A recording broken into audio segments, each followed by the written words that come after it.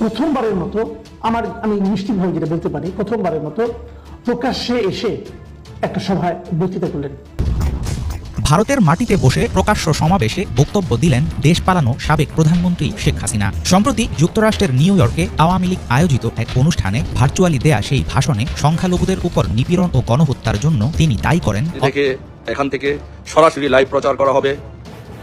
এখানে আমাদের মাননীয় প্রধানমন্ত্রী বাংলাদেশের কোটি কোটি মানুষের আশা আকাঙ্ক্ষার প্রতীক বঙ্গবন্ধু কন্যা দেশরত্ন শেখ হাসিনা তার গুরুত্বপূর্ণ ভাষণ প্রদান করবেন। দিন শেষে এটা ইভেন ভারতের দিল্লিতেও পৌঁছায় না, আমাদের গলার স্বর সর্বোচ্চ পৌঁছায় কলকাতা পর্যন্ত। তো সো আমাদের তো একটা ব্যারিয়ার আছে। সেই কারণে আমি সরকারকে আহ্বান জানিয়েছিলাম যে আমাদের দেশেও কিন্তু ইংরেজি ভালো বলতে পারেন, কমিউনিকেট করতে পারেন, স্কিল ভালো, এরকম মানুষজনকে দিয়ে আলোচনাটা করেন, একটা বার্তাটা পৌঁছানোর ব্যবস্থা নেন।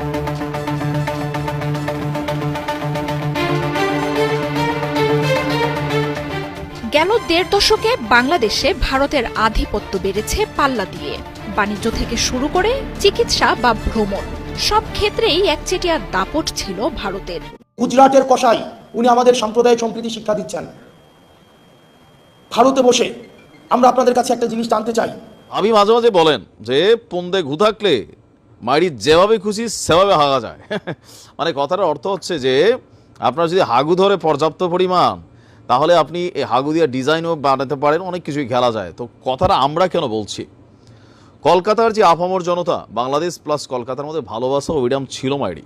কিন্তু এই বিজেপির কিছু মন্ত্রী আছে লাইক শুভেন্দু, কলকাতার জন।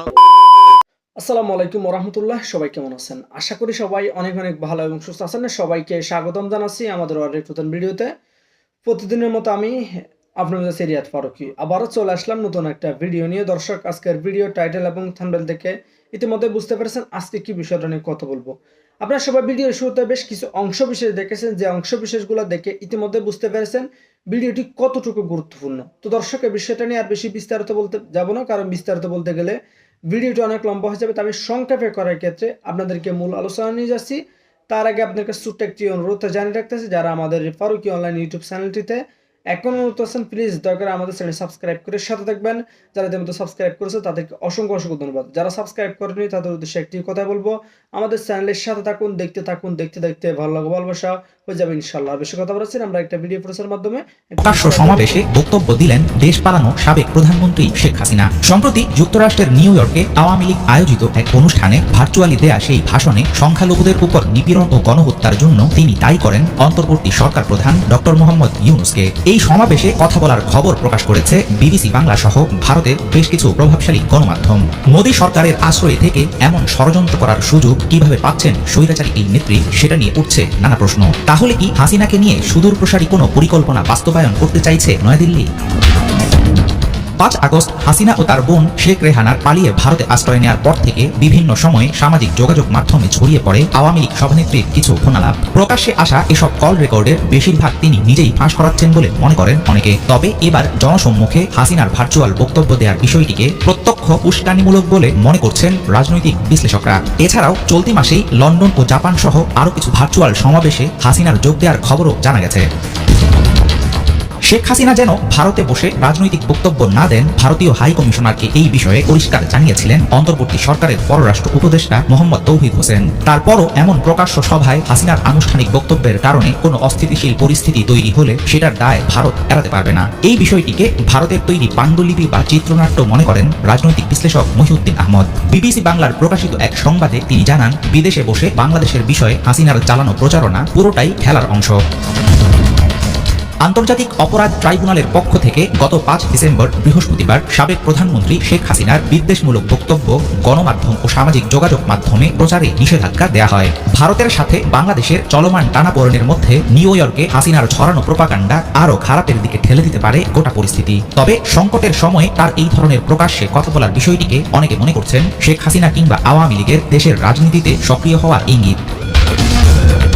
সাবেক প্রধানমন্ত্রী শেখ হাসিনার মাথার উপর ঝুলছে বাংলাদেশ সরকারের গ্রেফতারি পরোয়ানা। এমন পরিস্থিতিতে তাকে ফেরত দেওয়ার জন্য ভারতের কাছে লিখিত দাবি জানানো হলে এর ফলাফল কি হবে সেটা নিয়ে এখনো আছে ঘোর অনিশ্চয়তা। আঞ্চলিক রাজনীতিতে ভারতের মূল্যবান বাজির ঘোড়া হাসিনাকে নতুন করে রাজনীতিতে নামাবে নয়াদিল্লি। স্বৈরাচারী নেত্রীকে প্রকাশ্যে বক্তব্য দেওয়ার সুযোগ দিয়ে সে কথাই কি বুঝাতে চাইছে মোদী সরকার? আসসালামু আলাইকুম, সবাইকে সালাম ও শুভেচ্ছা জানাচ্ছি। পৃথিবীর যে যে প্রান্তকে দেখাচ্ছেন সবাইকে সালাম ও শুভেচ্ছা জানাচ্ছি। আমরা এখন উপস্থিত আছি লন্ডন ওয়েস্ট হামে ইমপ্রেশন হলে, যে হলটিতে আজকে গুরুত্বপূর্ণ ভাষণ প্রদান করবেন দেশ ও জাতির উদ্দেশ্যে।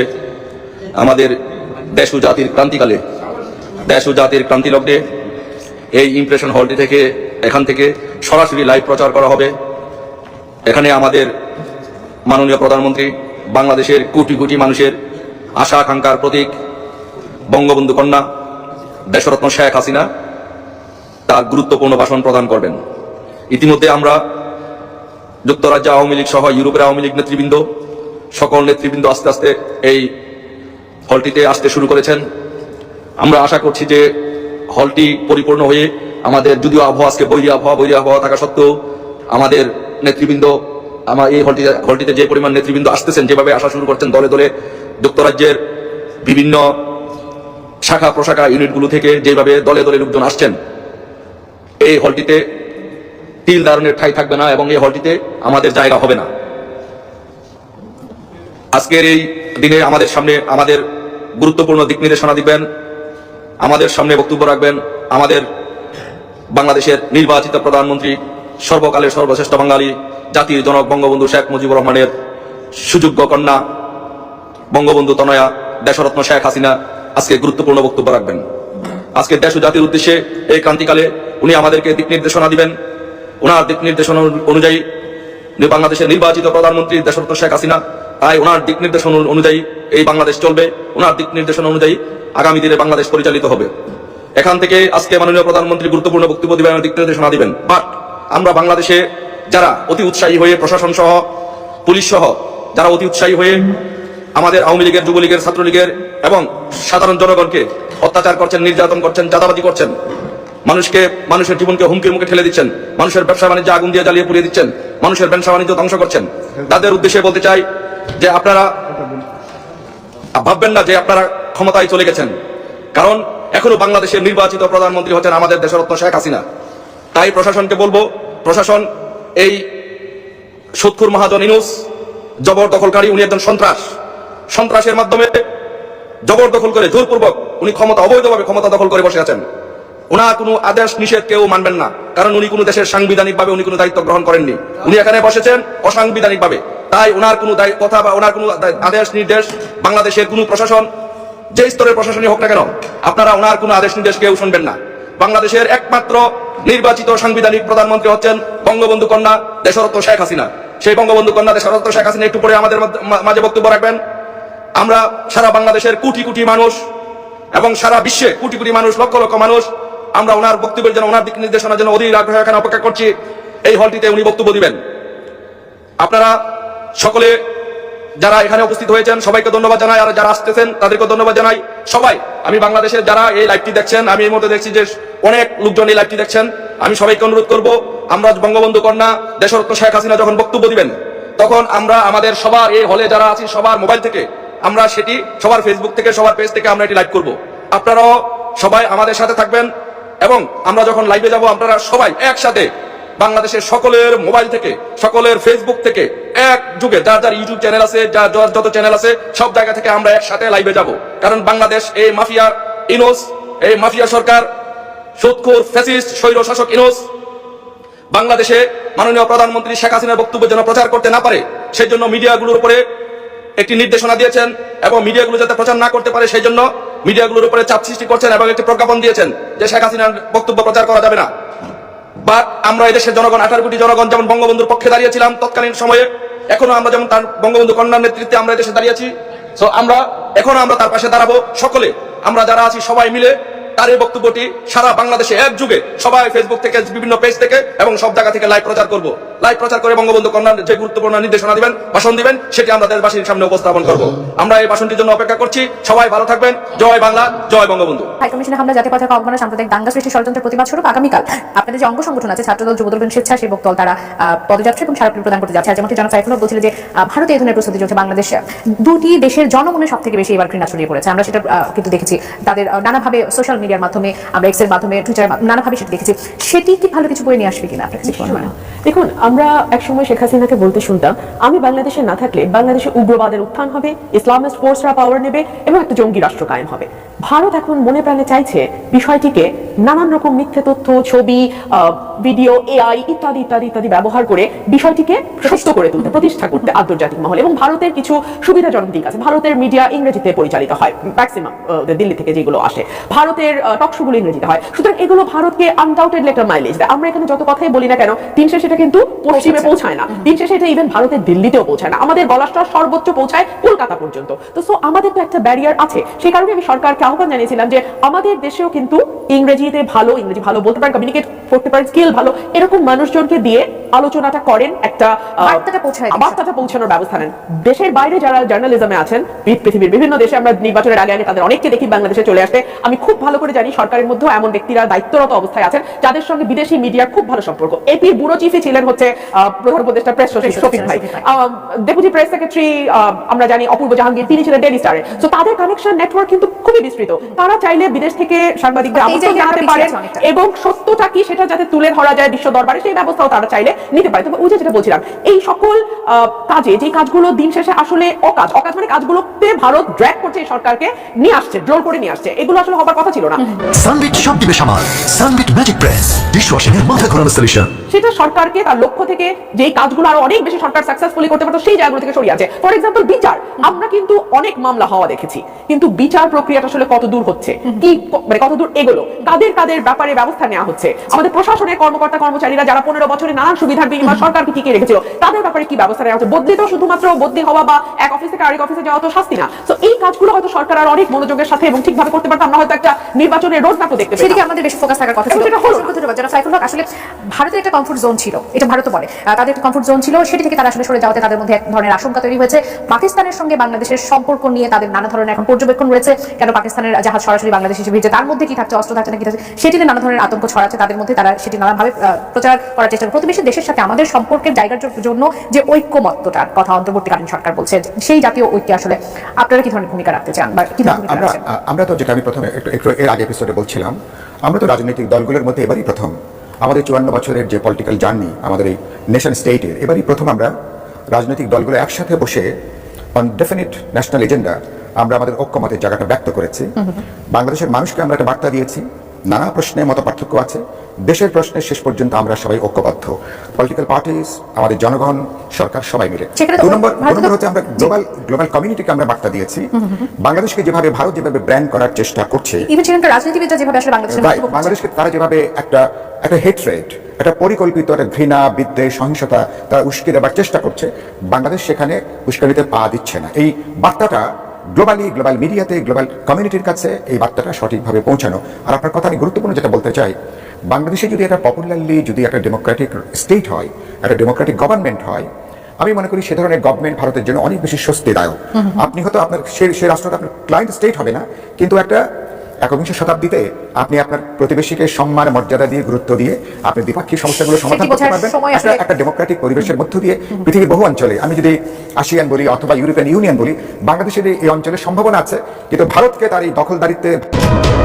সারা দেশে ছাত্র জনতার গণ অভ্যুত্থানে ক্ষমতাচ্যুত হয়ে দেশ ছেড়ে ভারতে আশ্রয় নেন আওয়ামী লীগ সরকারের সাবেক প্রধানমন্ত্রী শেখ হাসিনা। এরপর থেকেই আওয়ামী লীগ নেতৃবৃন্দ আর নানান মহলে প্রশ্ন জাগে, আর কি রাজনীতিতে ফিরবেন শেখ হাসিনা? প্রথমে এমন প্রশ্নের স্বাভাবিক উত্তর না হলেও শেখ হাসিনার সাম্প্রতিক কর্মকাণ্ডে প্রশ্ন থেকে যায়, তাহলে কি আবারও রাজনীতিতে সক্রিয় হচ্ছেন শেখ হাসিনা নাকি না?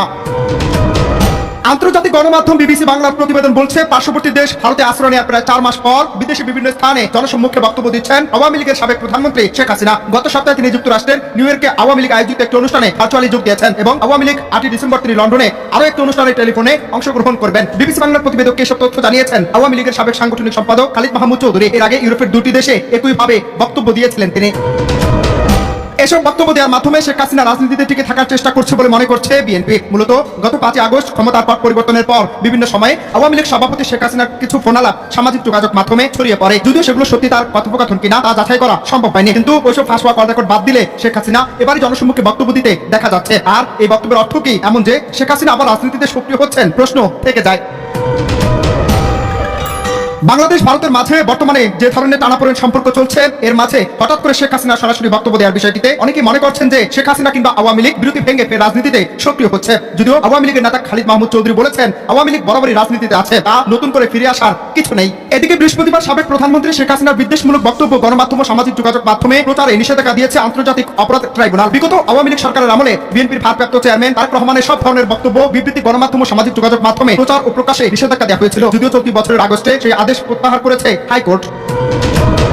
আওয়ামী লীগের পক্ষ থেকে জোরালোভাবে সব রকম প্রতিকূল পরিস্থিতি মোকাবিলা করার দাবি করা হলেও লেখক ও গবেষক মহিউদ্দিন আহমদ মনে করেন শেখ হাসিনা বা তার দলের লোকেরা কে কি করছেন না করছেন এই পুরো বিষয়টা একটি খেলার অংশ, এগুলো সব ফাঁকা আওয়াজ। তবে বিএনপির স্থায়ী কমিটির সদস্য সালাউদ্দিন আহমেদ জানিয়েছেন শেখ হাসিনার বিভিন্ন ধরনের বক্তব্য প্রসঙ্গে তিনি জানান শেখ হাসিনা যেখানে যাই বলছেন বাংলাদেশের রাজনীতির জন্য বিদ্বেষমূলক কথাবার্তাই বলছেন এবং সাম্প্রতিক সম্প্রীতির বিরুদ্ধে উস্কানিমূলক কথাবার্তা বলছেন। তিনি মনে করেন শেখ হাসিনার এগুলোর মাধ্যমে রাজনীতিতে টিকে থাকার চেষ্টা করছেন। অন্যান্য রাজনৈতিক দলের মধ্যে সংহতি আন্দোলনের প্রধান সমন্বয়কারী জুনায়েদ সাকি জানিয়েছেন সবশেষ জুলাই আগস্টে তিনি দেশ জুড়ে ব্যাপক হত্যাকাণ্ড চালিয়েছেন। এরকম হত্যাকাণ্ড চালিয়ে দেশ থেকে পালিয়ে গিয়ে আর রাজনৈতিক কাজ করার কোনো অধিকারের নৈতিক জায়গা থাকে না। এখন বিষয় হচ্ছে আমাদের অবস্থা নানান মহলেই প্রশ্ন জাগছে দেশের 16 বছরের কলঙ্কিত অধ্যায় বলে আদৌ কি শেখ হাসিনাকে সাদরে গ্রহণ করবে সাধারণ জনগণ, সেটা নিয়ে ষড়যন্ত্র তথ্য ডালপালা মিলছে। তবে শেখ হাসিনা রাজনীতিতে সক্রিয় হলে আওয়ামী লীগ নেতৃবৃন্দের মধ্যে রাজনৈতিক মনোভাব সৃষ্টি হলে দেশের রাজনৈতিক পরিস্থিতি ভিন্ন মোড়ে যাওয়া অস্বাভাবিক কিছু নয়। যদিও সবচেয়ে বড় বিষয় হলো শেখ হাসিনার বিরুদ্ধে যে সকল মামলা রয়েছে সেগুলো মোকাবেলা করে আদৌ কি রাজনীতিতে আসতে পারবেন শেখ হাসিনা, সেটা নিয়েই আশঙ্কা থেকে যায়।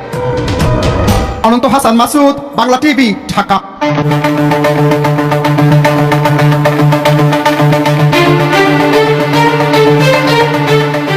গেল 1.5 দশকে বাংলাদেশে ভারতের আধিপত্য বেড়েছে পাল্লা দিয়ে। বাণিজ্য থেকে শুরু করে চিকিৎসা বা ভ্রমণ সব ক্ষেত্রেই একচেটিয়া দাপট ছিল ভারতের। তবে আগস্ট মাসে আওয়ামী লীগ ও হাসিনা সরকারের পতনের পর গেল মাসে ইসকন নেতার গ্রেপ্তারকে কেন্দ্র করে নয়াদিল্লি ঢাকার মধ্যকার কূটনৈতিক ও রাজনৈতিক টানাপোড়েন এখন তলানিতে পৌঁছেছে, যার জেরে বাংলাদেশে পণ্য রপ্তানিতে নিষেধাজ্ঞা, চিকিৎসা সেবা না দেওয়ার মতো দাবি তুলছে ভারতের রাজনৈতিক দলগুলো। তবে সেসব রাজনৈতিক দল হয়তো কিছু তথ্য পেতে ভুল করেছে, কেননা এসব নিষেধাজ্ঞায় বাংলাদেশের চেয়ে সব দিক থেকে ভারতের ক্ষতির পাল্লাই ভারী হবে। একমাত্র ওয়ালটন এসি দিচ্ছে 1 বছরের replacement guarantee.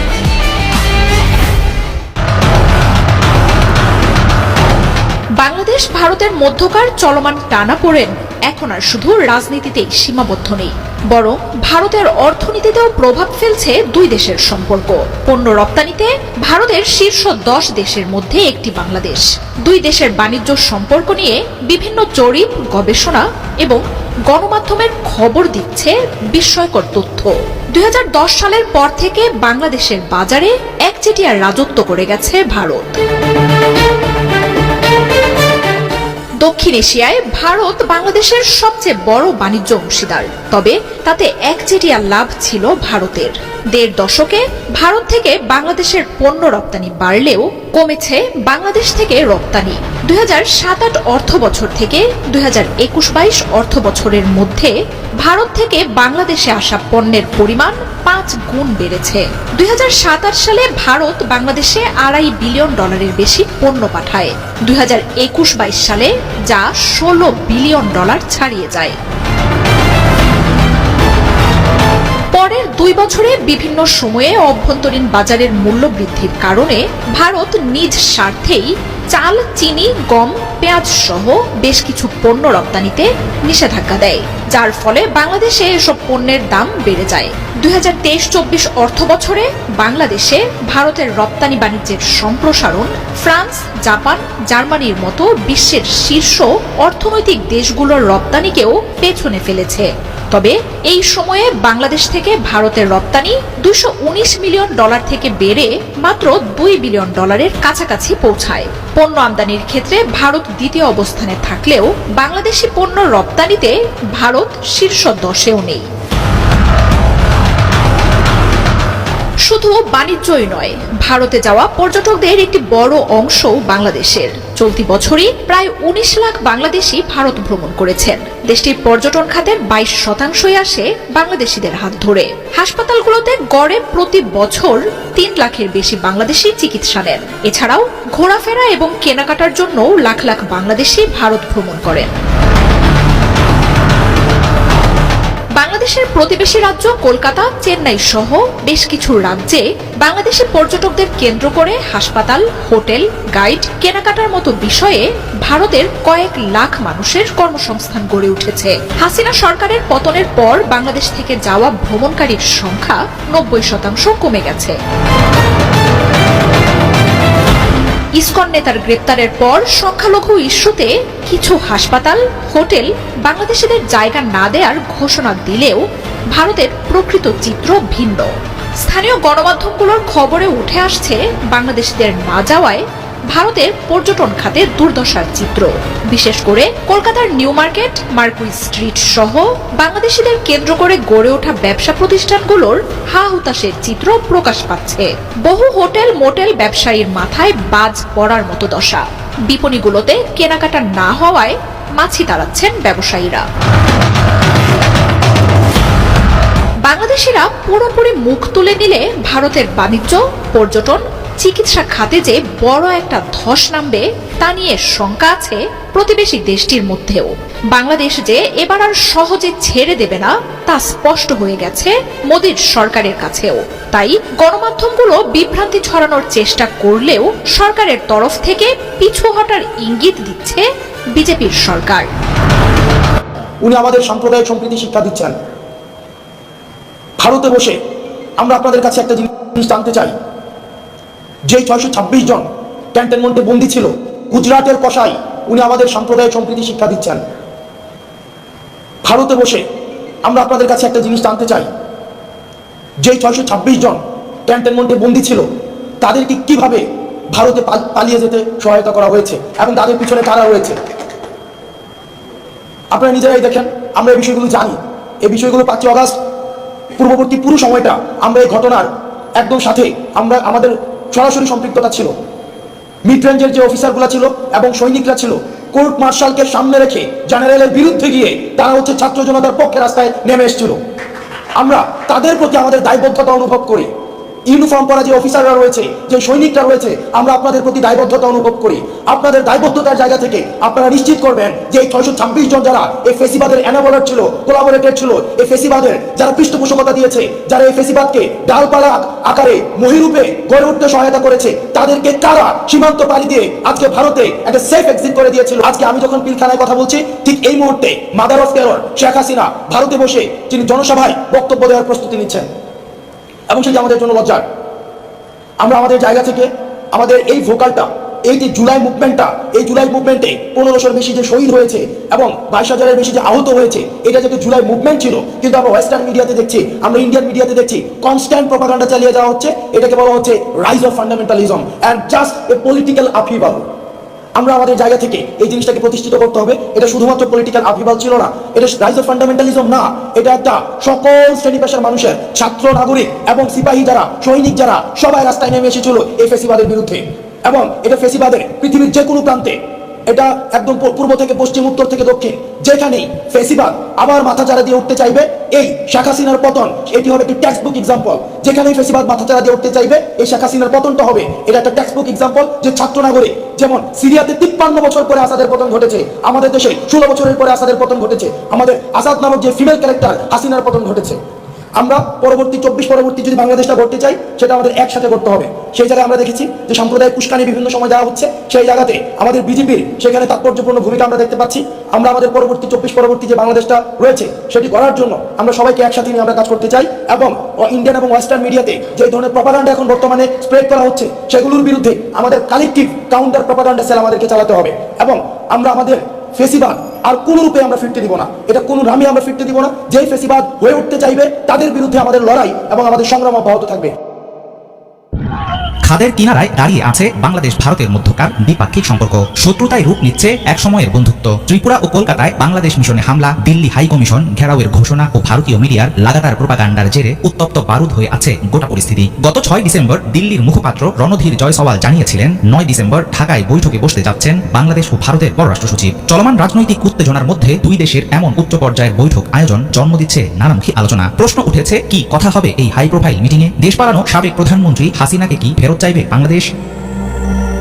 Foreign office consultation FOC নামক একটি নিয়মিত কূটনৈতিক বৈঠকে অংশ নিতেই ঢাকায় আসছেন ভারতের পররাষ্ট্র সচিব বিক্রম মিশ্রি। বাংলাদেশের পক্ষ থেকে এই সভায় অংশ নেবেন পররাষ্ট্র সচিব মোহাম্মদ জসিমউদ্দিন। ডিপ্লোম্যাটিক সম্পর্ক আছে এমন দুই দেশের মধ্যে এই ধরনের পরামর্শ সভা হয়ে থাকে, কিন্তু চলমান পরিস্থিতিতে এবারের FOCর প্রতি সতর্ক নজর রাখছে আন্তর্জাতিক মহল ও আগ্রহী জনগণ। সম্প্রতি কলকাতা ও আগরতলার কূটনৈতিক মিশন প্রধানদের ঢাকায় ফিরিয়ে এনেছে বাংলাদেশের পররাষ্ট্র মন্ত্রণালয়। সবকিছু মিলে বেশ গুরুত্ব রাখবে এই মিটিং।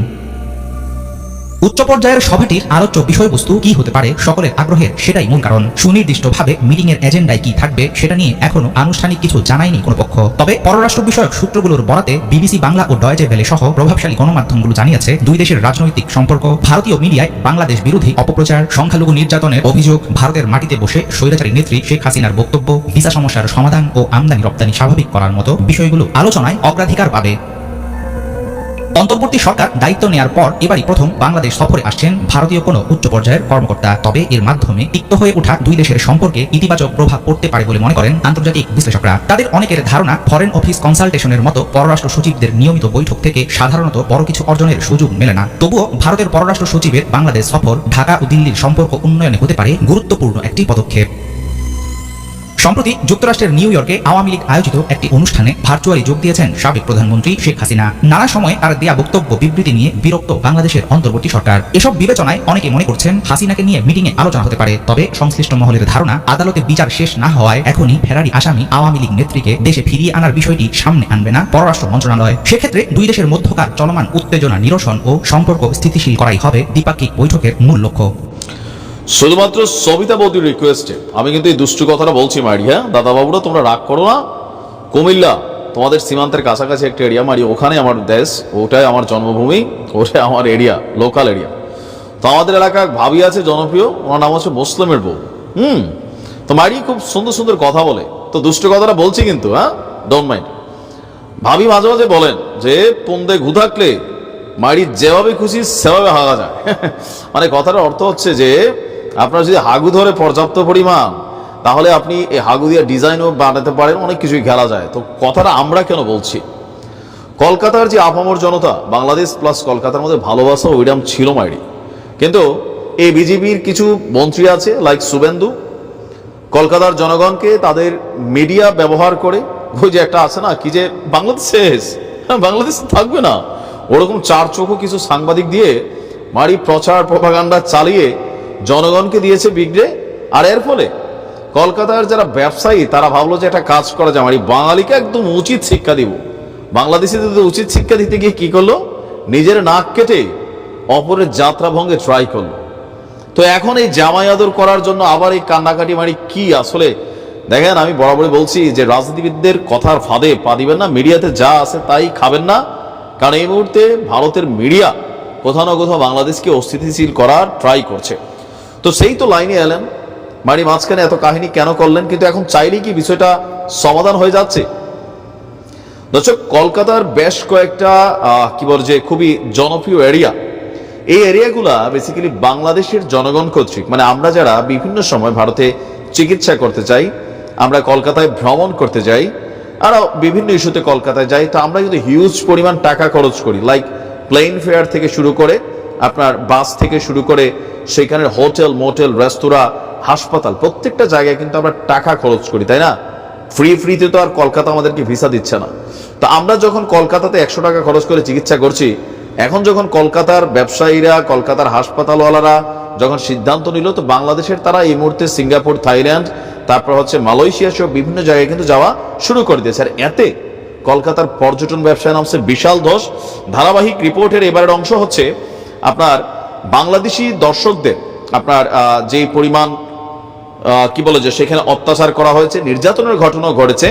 আর এতে কলকাতার নিউ মার্কেটের Marquis street free full street welfare society, new market trade association, hotel owners association Bangladeshi পর্যটকদের উদ্দেশ্যে তারা একটা নতুন বার্তা দিয়েছে। দেখেন, আমরা বাংলাদেশি জনগণকে বয়কট করব না, তারা যেন নিশ্চিন্তে এখানে আসেন, যতটা পারবো এবার তাদেরকে নিরাপত্তা দিবে। আর পাশাপাশি বিশেষ ডিসকাউন্টও ঘোষণা করেছে হোটেলের মালিকগুলো।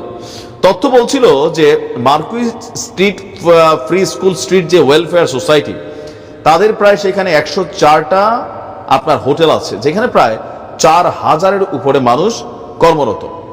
এরপর ট্যাক্সি ড্রাইভার আছে। এই জায়গাটাকে কেন্দ্র করে খাবারের ব্যবসা আছে। মানুষ গেলে সেখানে কাপড় চোপড় কেনাকাটা করছে, বিভিন্ন প্রসাধনী কেনাকাটা করছে, বিভিন্ন জায়গায় ঘুরছে, গাইডরা আছে। সো এখান থেকে বিশাল জনগোষ্ঠী কিন্তু বাংলাদেশের এই জনগণগুলোর উপরে কানেক্টেড ছিল। আর রাইট নাও তারা পড়ছে বিপদে। মানুষগুলো কর্মহীন। আমরা বাংলাদেশ বলেন আর কলকাতা বলেন, সরকার ঘরে এসে খাবার দিয়ে যায় না। যদি আপনার পেটে খাবার না থাকে, আপনি নিজেকে চুরি করুন, ডাকাতি করুন, কর্ম করুন, আপনাকে কিন্তু পয়সা ইনকাম করতে হবে। তো এই পরিস্থিতিতে আপনার আজকে যিনি আপনার এই Marquis street free full street ওয়েলফেয়ারের যিনি যুগ্ম সচিব আছেন মন্তুর সরকার, তিনি বলছেন নিউ মার্কেট মূলত বাংলাদেশ ভিত্তিক অঞ্চল। বাংলাদেশি পর্যটকদের উপর নির্ভর করে এখানকার মানি এক্সচেঞ্জ, হোটেল, পর্যটক ব্যবসা চলছে। তাই তাদের অনুপস্থিতি আমাদের এখানে প্রভাব ফেলছে।